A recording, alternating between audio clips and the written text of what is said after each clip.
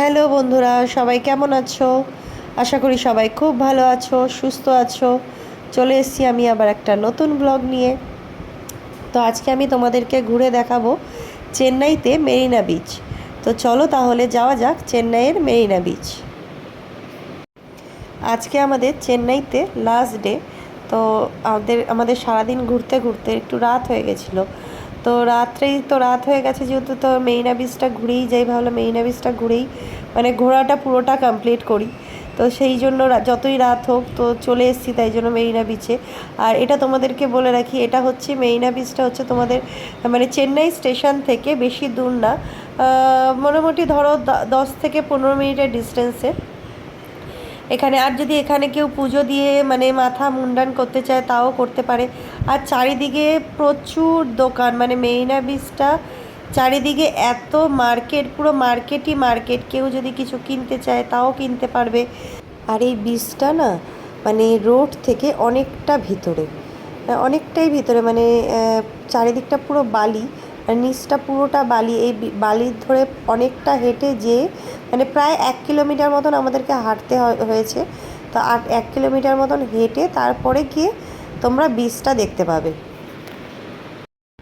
আর ওই দেখো সেই দীঘার বিচ যেমন হয় না, ঠিক সেরকমভাবে মানে কত দোকানপাট। আর আমি যেহেতু ভিডিও তুলছিলাম তাই জন্য মেয়ে আর মেয়ের পাপা আগেই চলে গেছে, ওরা ওদের মতন হাঁটছে আর আমি পিছনে ভিডিও তুলতে তুলতে যাচ্ছি।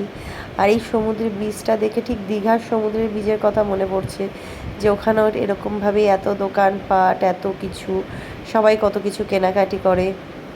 তো সবারই হাঁটতে হাঁটতে আমার তো বিশেষ করে সারাদিন ঘুরতে ঘুরতে মানে পা ব্যথা হয়ে গেছে। তো এই যে দেখতে পাচ্ছ ফাইনালি আমরা পৌঁছে গেছি বিচে। তো রাত হয়ে গেছে যেহেতু, সেই জন্য তো অতটা হয়তো সমুদ্রের ঢেউটা তোমরা বুঝতে পারছো না। তো সমুদ্রের বেশ ভালোই ঢেউ আছে। আর আমাদের তো মানে বাঙালিদের সমুদ্র মানেই একটা আলাদাই টান থাকে। তো সেই জন্য যত রাতই হয়ে যাক না কেন একটুখানি সমুদ্রের পাশে এসে বসতে, সমুদ্রের হাওয়া খেতে বেশ ভালো লাগে। ফোন হাতে কিন্তু।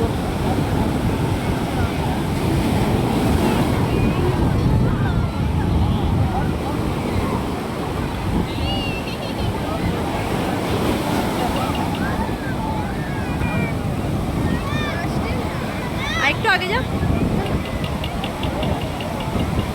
ফোন সাবধান।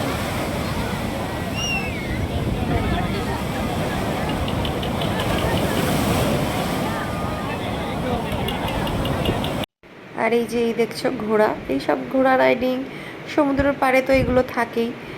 যে যার মতন কেউ করতে চাইলে করতে পারে। তো আমাদের দেখো ঘোরা হয়ে গেছে।